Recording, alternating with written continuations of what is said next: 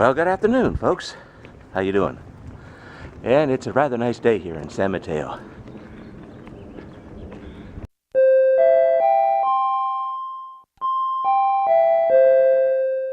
Been to a couple of movies lately. I tend to go to movie nights on Tuesdays and Saturdays.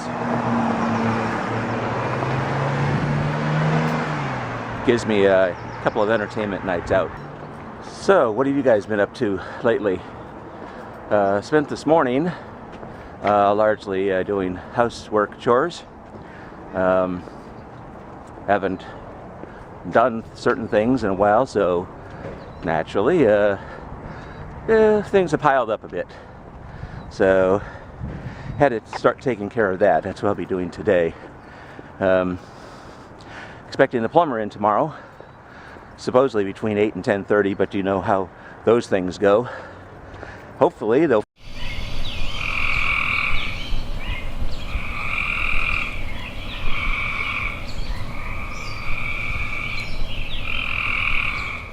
Well, good morning. Actually, it's not really morning. It's more like almost noon. Nice semi-cloud sky, but they're high overcast, but it's a real pretty day here. Bit on the warm side again, so that's always rather nice. Don't like being cold. Of course, here in the San Francisco Bay Area, our temperatures are fairly mild. We have a Mediterranean climate here, and so we have the ocean over here to the west, and then we have a nice large San Francisco Bay over here to my east. So I'm in between two big bodies of water, and that moderates the temperature quite a bit. Anyway, have to apologize for yesterday. You guys ran out of memory while I was vlogging. I didn't know it. So we'll have to pick up today. How you guys doing? Mentioned yesterday, and that's on the vlog, that the plumber was due today. Well, he came out and he plumbed and plumbed and plumbed, got the drain cleared, but then said that there's a blockage about 10 or so feet below me. So apparently they'll have to go into the apartment below me to work the drain from that location, possibly even having to get into the wall if necessary. Hope they don't have to do that, because that's going to be a bit of a tough thing to do there. Again, spent the morning mostly doing house chores, trying to get rid of stuff I don't need, stuff that's been piled up. You know how it gets when you're busy. I'm sure no one out there, I'm sure that none of you guys have ever had that situation where you've been too busy to do house chores. Anyway, it's not that things was in a total mess, but piles were starting to appear, and in some cases pile up, so had to work that out. Also trying to clear some space to make some room for a little bit of a video production area, sort of a makeshift studio. I have some future plans for some videos. On my way right now to Subway down the hill. Like Subway sandwiches, they have a very nice array of things, as you probably all know, but more important for me, they have a very nice listing and a setup for low-fat sandwiches. They have a very nice nutrition list, which lists all the fat content, cholesterol, etc.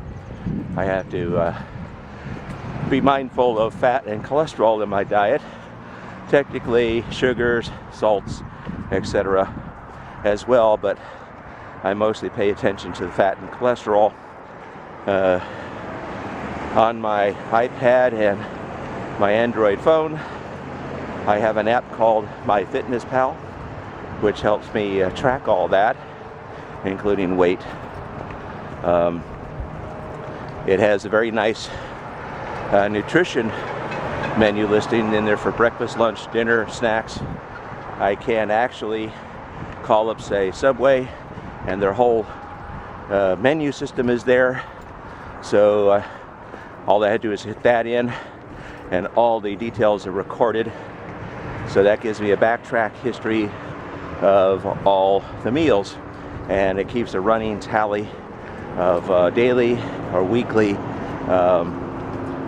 charts for all the different factors. Really nice program.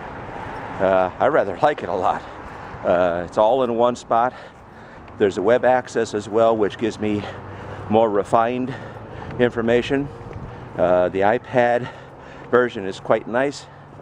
The one on the Android phone is nice too. Of course, being a smaller screen, it's a little harder to work, just like anything, but it's still quite doable.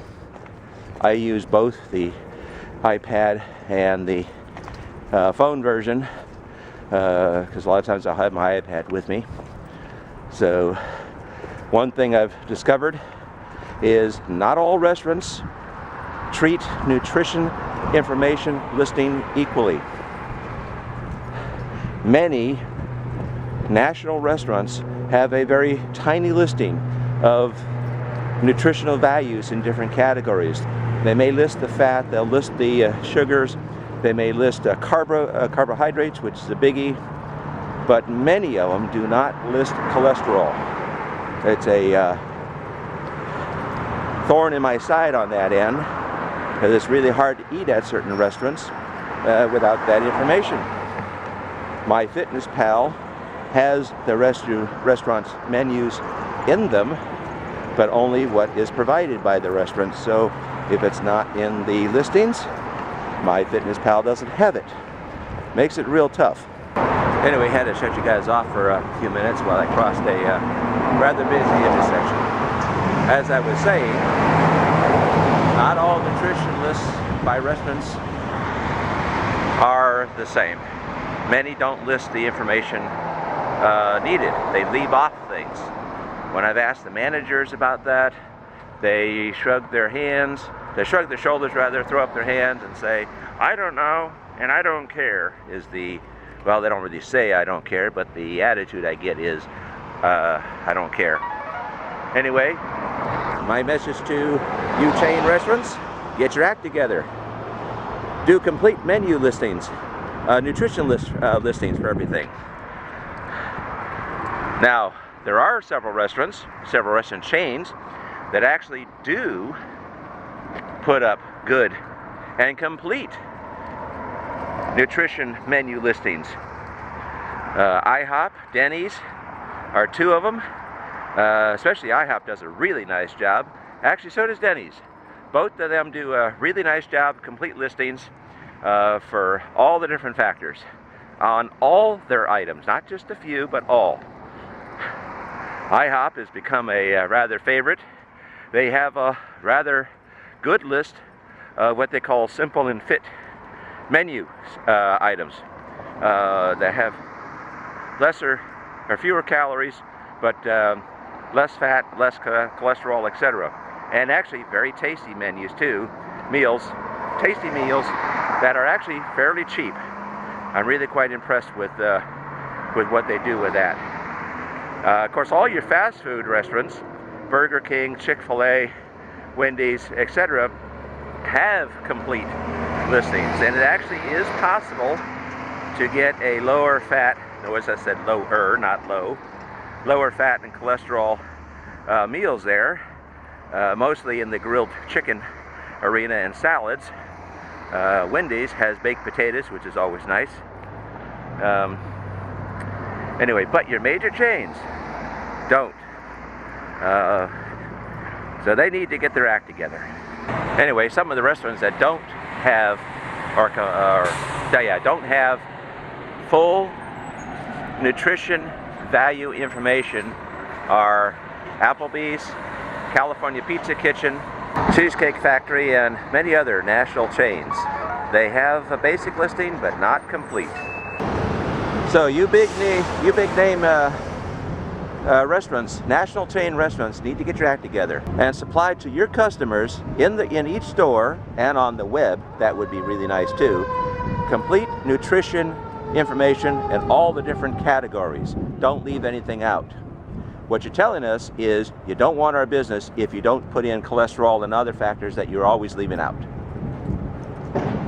And what I've told a couple of managers, like at California Pizza Kitchen, etc.,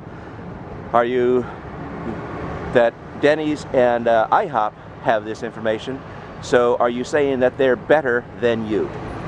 Again, they give me the deer in the headlight look. Anyway, it's a big issue with me. Well, that was a very nice Subway sandwich I had.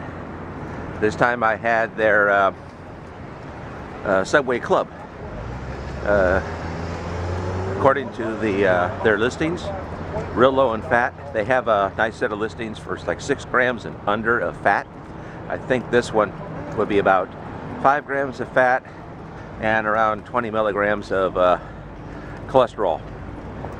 Of course, that all depends on the accessories you put on too. In my case, no mayonnaise, but I can go with a little bit of vinegar. There's nothing in that really. I have a nice fat-free honey mustard and sweet onion, so that's what I go with. Plus all the other greens from the garden, so that all works out real nice. When I get home, I'll show you how MyFitnessPal works with Subway or any other restaurant. And there's also a nifty little feature in there where you can hit a barcode function and take your phone, whether it be Android or iPhone,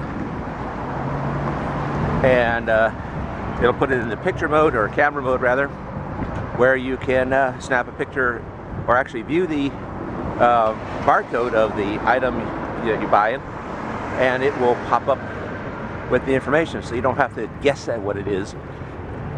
That's a nifty feature. I'll show you that. Walking by this stretch of road, periodically I find objects like that. In this case, it's a car beauty ring, usually like right here in the sidewalk from the road over here. There have been times where I've found whole hubcaps. Just have to kind of shove them off to the side. They fly off of cars. That's why most vehicles don't have things like that anymore. Become a hazard as they fly off and into somebody or something, like another car, which then can cause an accident. Oh yeah, if you ever wondered what an AT&T U-verse box looks like sitting on a curb, here's one. This is the active components. And here's the box with the connections to the neighborhood. Usually they're together, but in this neighborhood, these two boxes are separate. Anyway, I think I'm going to call an end to this vlog. Hi guys, thanks for tuning into this channel. Hope to have more content up on a regular or semi-regular basis if I can. In the meantime, if you'd like to receive email notifications of future uploads to this channel, hit the subscribe button on top. It'd also be really nice if you can give me a thumbs up. There's information in the bottom bar below, including a link to my ham radio related video channel here on YouTube. In the meantime, till next time, have a nice day.